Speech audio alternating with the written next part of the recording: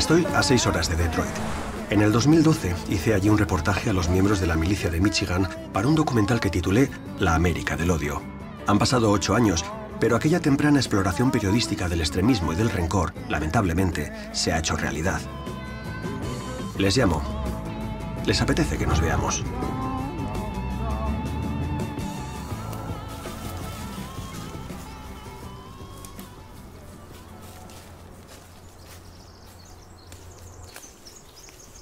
Derek y Grift se presentan con ropa de combate y armas en el lugar de nuestra cita, junto al lago Orion. Todas las milicias norteamericanas se crean al amparo de la segunda enmienda de la Constitución, que otorga al pueblo estadounidense el derecho a poseer y llevar armas. Es una norma de 1791. Algunas milicias flirtean con la ultraderecha y otras son simplemente libertarias. Las hay declaradamente supremacistas y las hay que se preparan para un apocalipsis zombie. Unas solo pretenden defender a sus familias y otras intentan acelerar una inevitable, dicen, Segunda Guerra Civil. Las teorías conspirativas forman parte de su ecosistema mental, pero todas coinciden en ser el resorte armado del pueblo ante un posible exceso de poder del gobierno.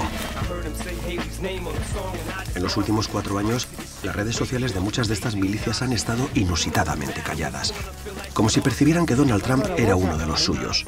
Sus mensajes dejaron de ser antigubernamentales para atacar directamente a la oposición al presidente, porque la idea agitada por Trump de que los demócratas quieren regular la posesión de armas les ha puesto en guardia. Las milicias más extremistas han buscado siempre los momentos de mayor vulnerabilidad social para hacerse hueco.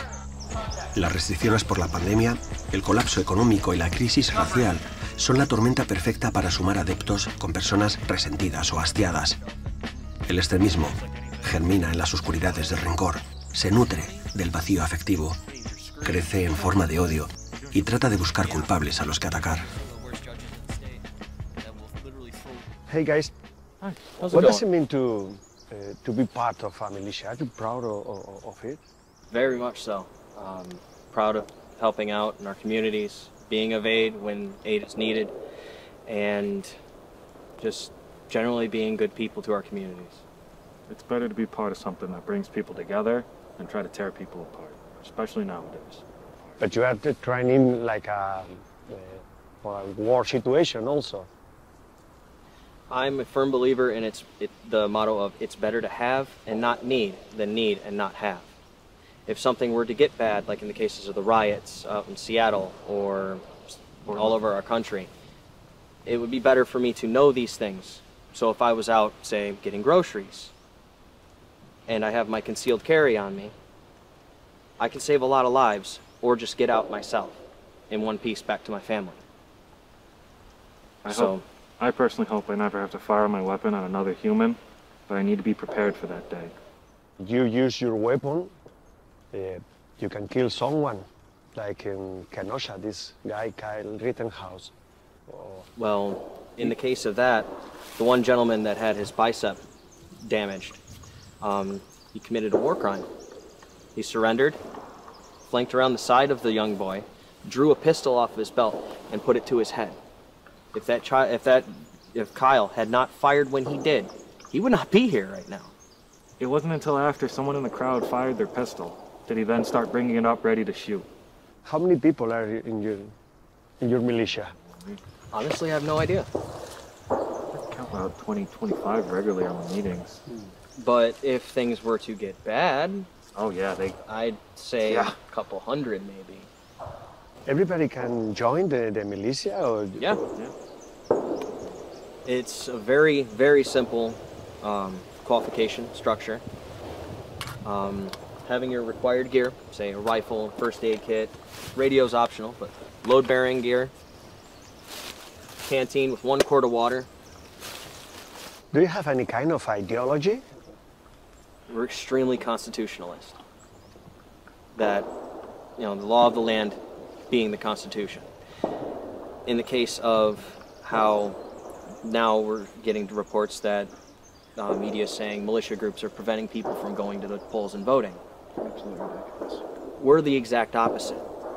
I want people to go out and vote. I want you to go and do your civic duty. Can I just ask you for your vote or not?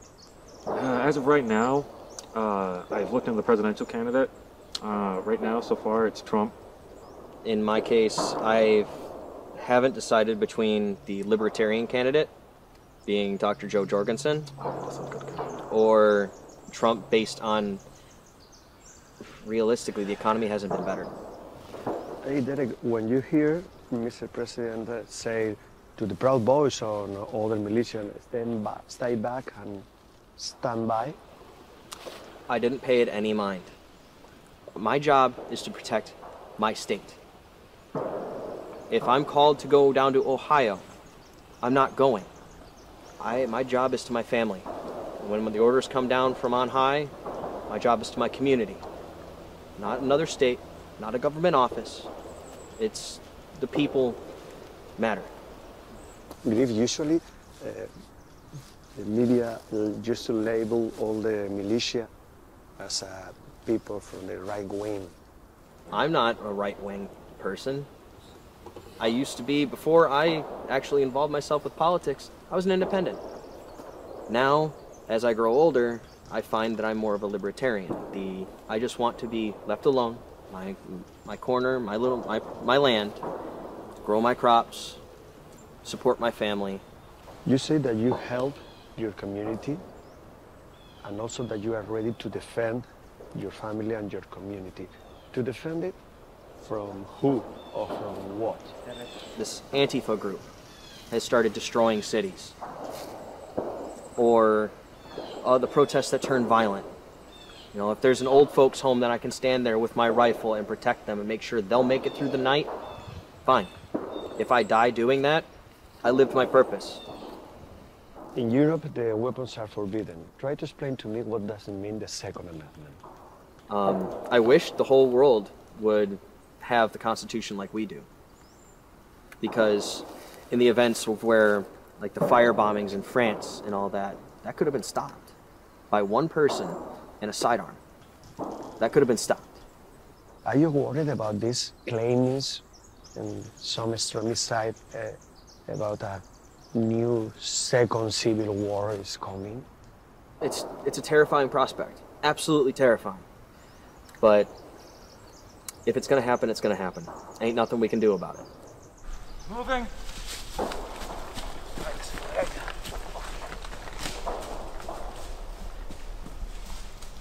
Move. Moving.